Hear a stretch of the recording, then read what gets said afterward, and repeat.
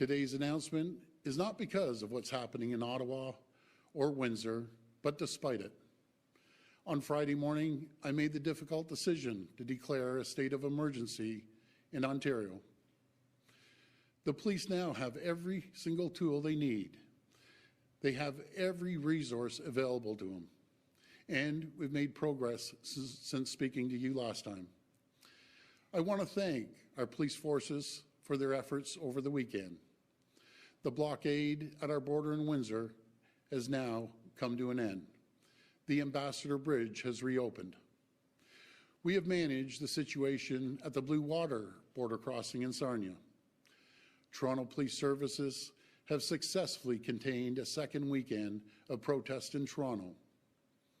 And while Ottawa remains a more complex situation involving municipal, provincial, and federal law enforcement, all three levels of government are focused on ending the illegal occupation.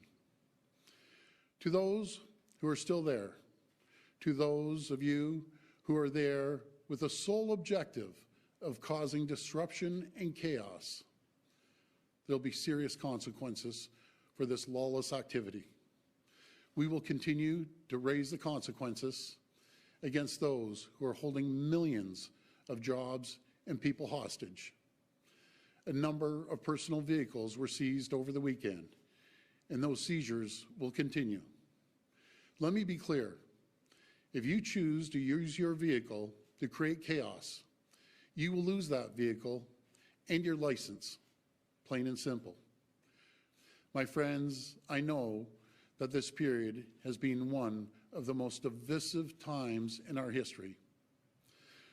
And one of the hardest things about this pandemic is the way it's fractured us as a society.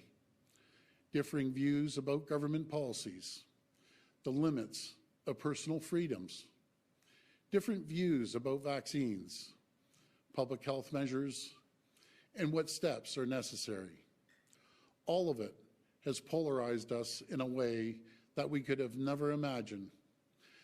I've experienced this in my own family. It's been one of the hardest things my family and I have ever gone through.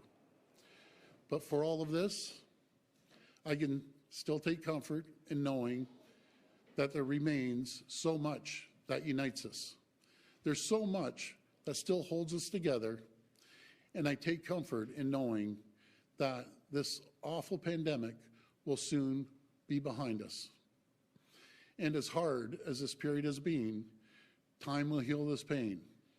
And we will come out on the other end of this ordeal stronger, more resilient, and more united as Canadians.